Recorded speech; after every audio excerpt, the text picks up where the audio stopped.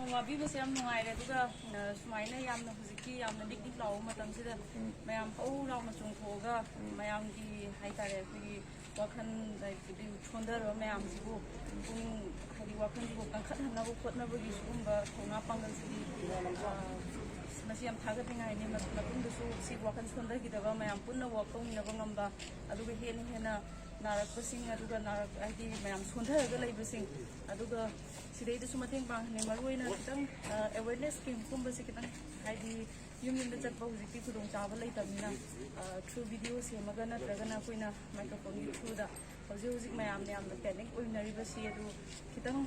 कइनो हाइतारे अखोइना dos and don'ts अदुगा सिदैदा तौबा याबसिंग खितंग खितंग सु रेडियो की थ्रूदसु मयाम अदुम हाइरि अतोप सोशल मीडिया मयामदसु लाउदो अखोइगी साइट तगी हुजिक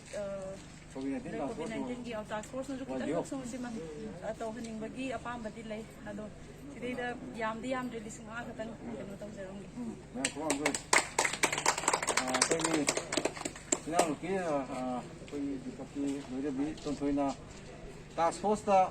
सिरगी मतिंग पांगसु पांगनी अदुदा नतना मसा यावना मयांगी सेवादा यस्कुदु जुजि कंटेनमेंट जोन प्रा मनी मंगा लाइसिदा मसा यावना कंटेनमेंट जोन जब सेवा तौदा मसा यावना कुंदरकना मयांगी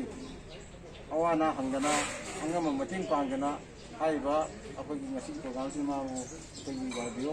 कमेडी टास्क की मकेदगी अनना थालचरी अदु मासु हाताबा अदु तो थबक्ता मासु मखाताना लोबियो इदियो मखाताना सा अदु लोइदा टास्क की कोई मेंबरसिंग लोइना काजना सेल साउंड ओदना मैम पुनम मिनदना मैम मतिंग पांबा ngamo मिनरसि थैंक यू